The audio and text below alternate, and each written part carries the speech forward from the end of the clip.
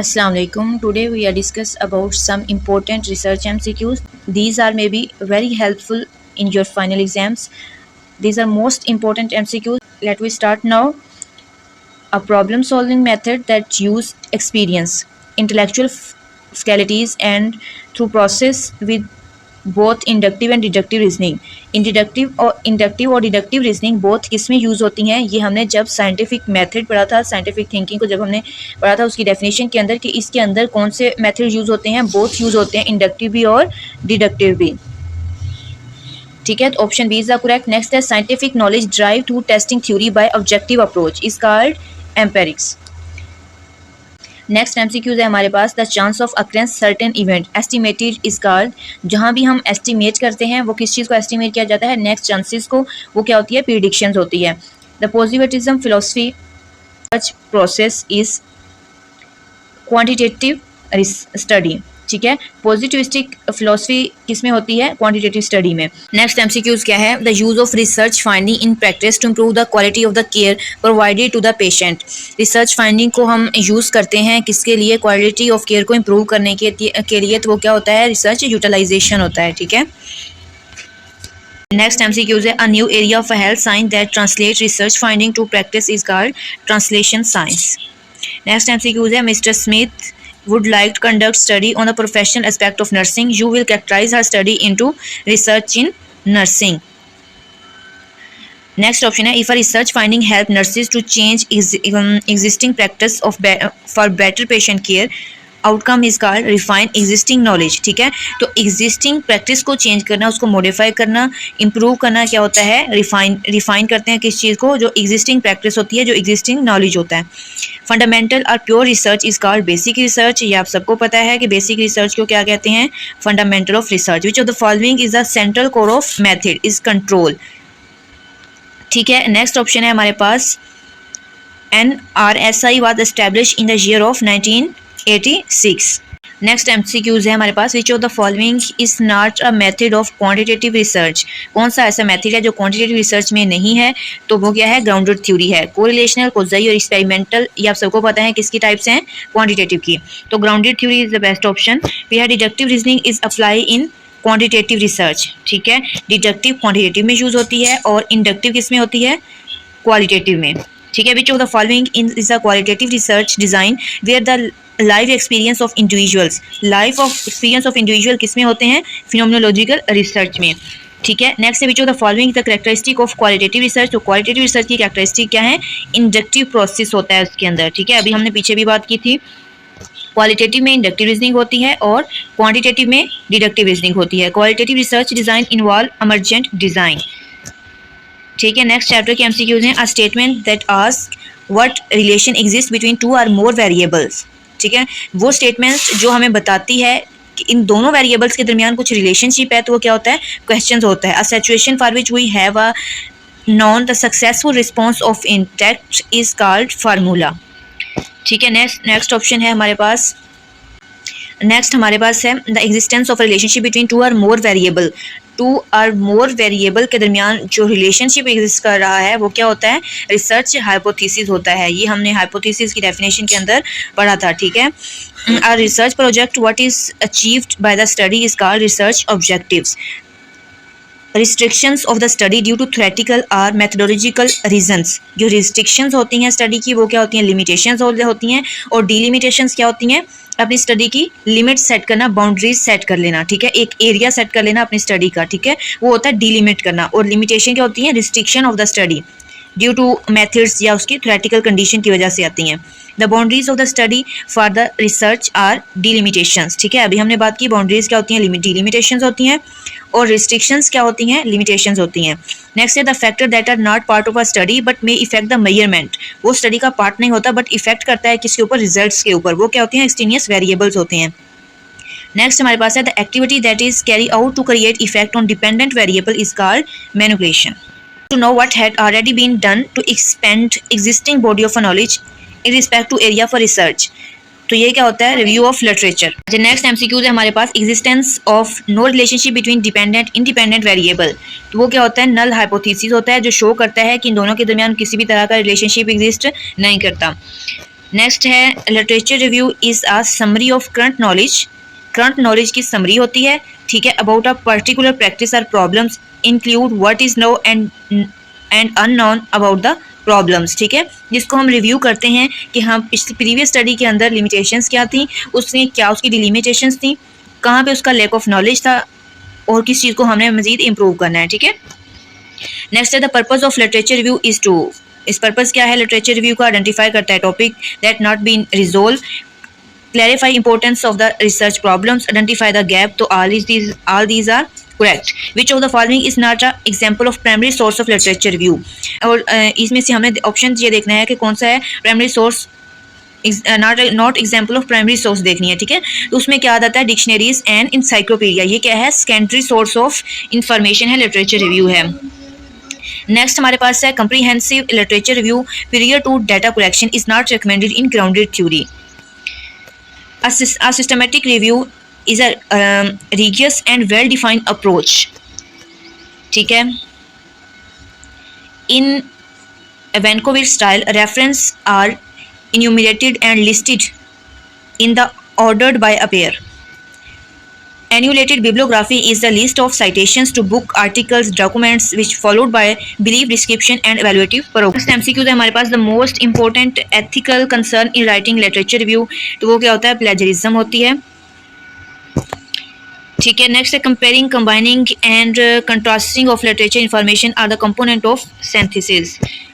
Drug resistance and tuberculosis is an example of Boolean searching.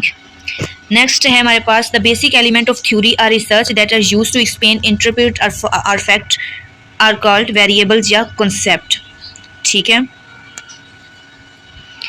Next हमारे पास है which of the following indicator specify the ratio of a two number in independent of the unit of a measurement, वो क्या होता है, ratio होता है।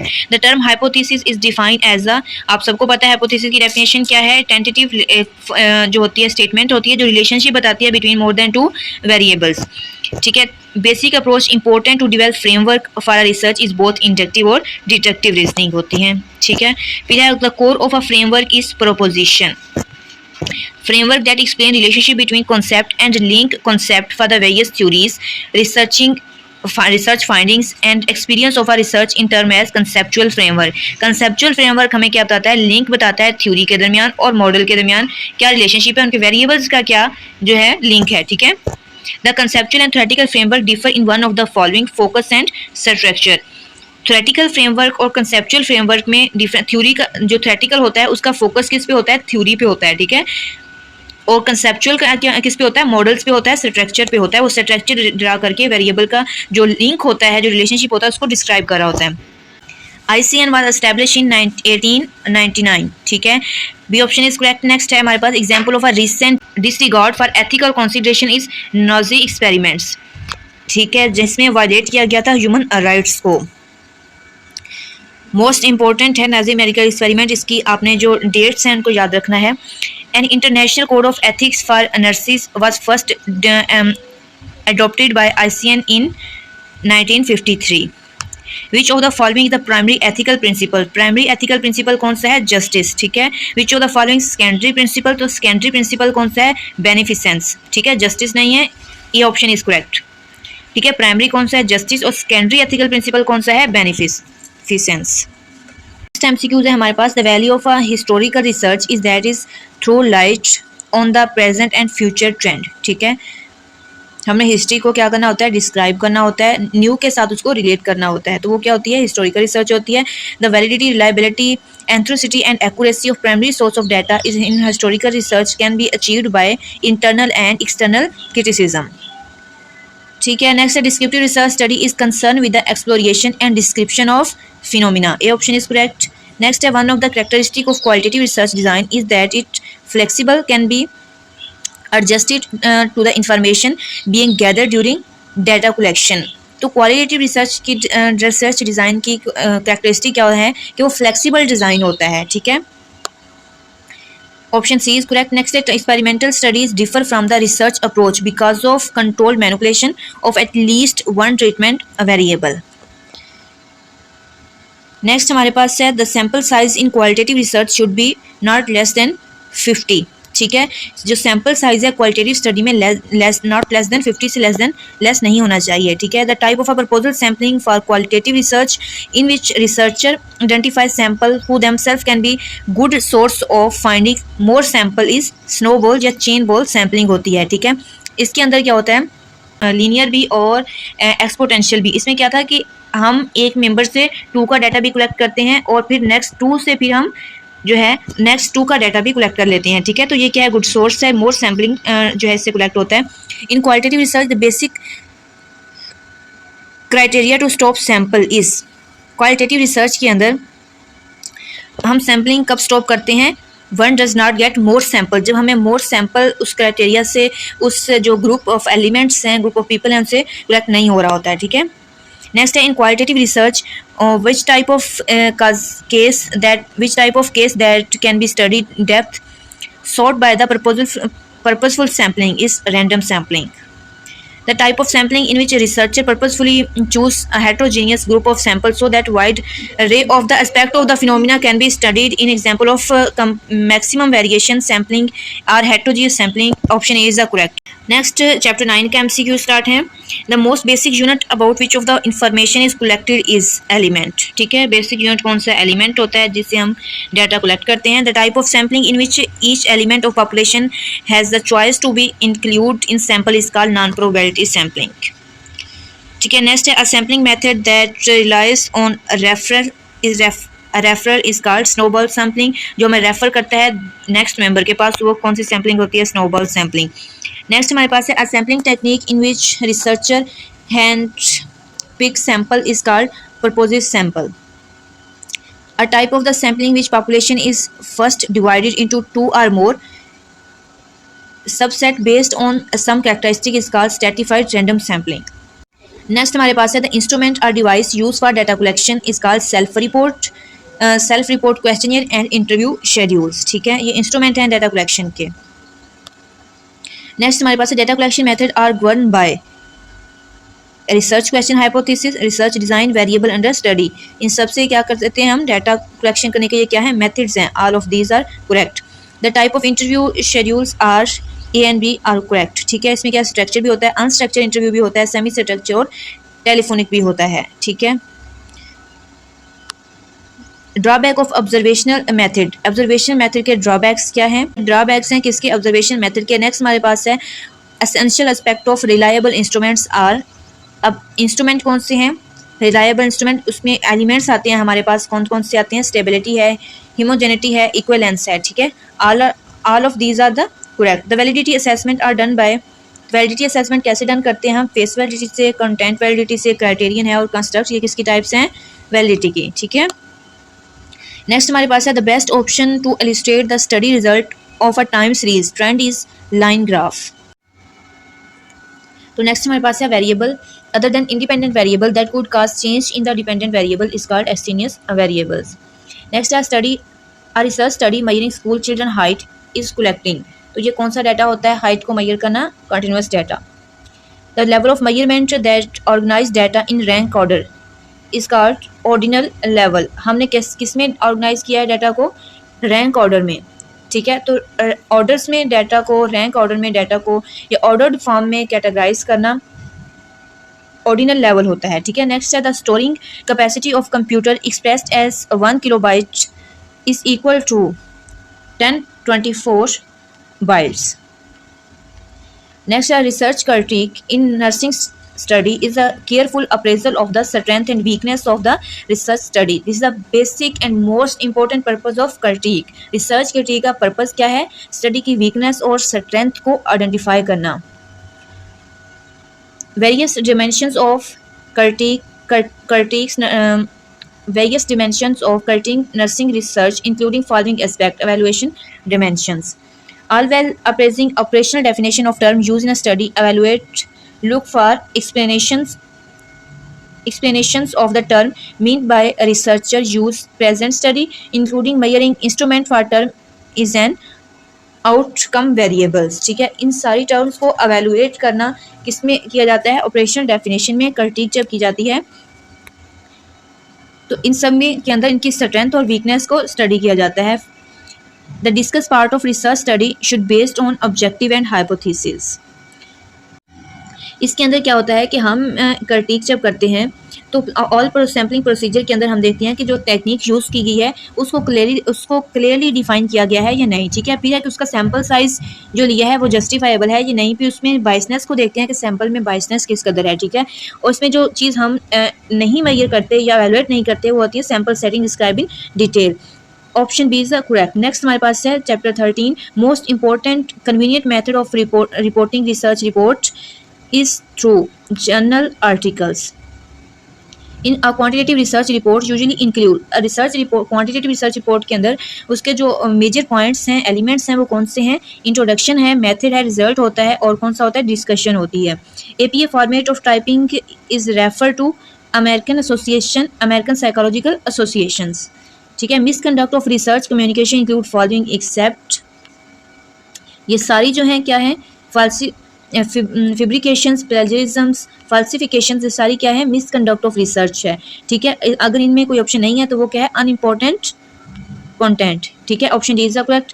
one of the requirement for the representation of research report in the professional conference is abstract of the research work. Next हमारे पास है chapter 14 are the models of evidence based practice in nursing except. Option D is the correct. Next हमारे पास है number of sequential phase involve in the Stetler models which is an enhancement overall approach of research is 5, ठीक है। इसके phases कितने हैं? 5 phases हैं। The strategies of for enhancing use of research utilization by nursing include the following except learning trial by trials and errors. Research related barriers to research utilization is research report inaccessible to practicing nurses, ठीक है। तो ऐसी चीज़ें क्या होती हैं? Barrier होता है for apply of evidence based practice. The level of number of level of hierarchy evidence based practice कितने हैं? 7, ठीक है। चैप्टर 15 है the class interval of continuous group data. Group data दिया गया है, इसमें क्लास इंटरवल कितना है? 10 का। With the help of histogram we can prepare. Histogram की मदद से हम क्या चीज़ बनाते हैं? फ्रीक्वेंसी पॉलीगॉन भी बनता है, फ्रीक्वेंसी कर्व भी बनती है, फ्रीक्वेंसी डिस्ट्रीब्यूशन भी। तो option D is correct. In bar diagram the baseline is vertical. Which of the following is the measure of central value? Central value क्या होती है? मीन डेविएशन होता है। नेक्स्ट हमारे पास है 2 ऑब्जर्वेशंस आर 2 +2 है और +20 है और -20 है। द अरिथमेटिक मीन, इसका अरिथमेटिक मीन क्या होगा? एडमेटिक मीन क्या होता है? आल ऑब्जर्वेशन को प्लस करके उनकी टोटल क्वांटिटी पे हम उसको क्या कर लेते हैं? डिवाइड कर देते हैं, टोटल नंबर पे डिवाइड कर देते हैं। अब इसमें क्या है हमारे पास? +2 -2, तो जब जिनको प्लस माइनस करेंगे तो 0 हो जाएगा। 0 को जब 2 पे डिवाइड करेंगे तब क्या होएगा? 0, ठीक है। Option C is correct. Which of the following is unitless measure of dispersion? वो क्या unitless measure of dispersion कौन सी है? Coefficient of variations. नेक्स्ट हमारे पास है variance of following distributions classes frequency. इनकी डिस्ट्रीब्यूशंस क्या है? अप्रोक्सीमेटली इक्वल होता है ये 2.9 के। Whether a test is one sided और two sided depend on alternative hypothesis. Pair T test is applicable when the observation in 2 samples are pair correlated हो या इक्वल इन नंबर हो, ठीक है। तो D option is correct. The degree of freedom of statistic का square in case of contingency table order 2/2, तो वो क्या होते हैं? 4 होता है, ठीक है। SPSS stand for statistical package for social science. Since SPSS has been activated, program automatically load 2 window, data editor and output window, ठीक है। Statistical package for social science, statistical package for social science, SPSS was developed in 1960, ठीक है। तो all these are the important MCQs which may be helpful for your final exams. So thank you so much and best of luck for your final exam.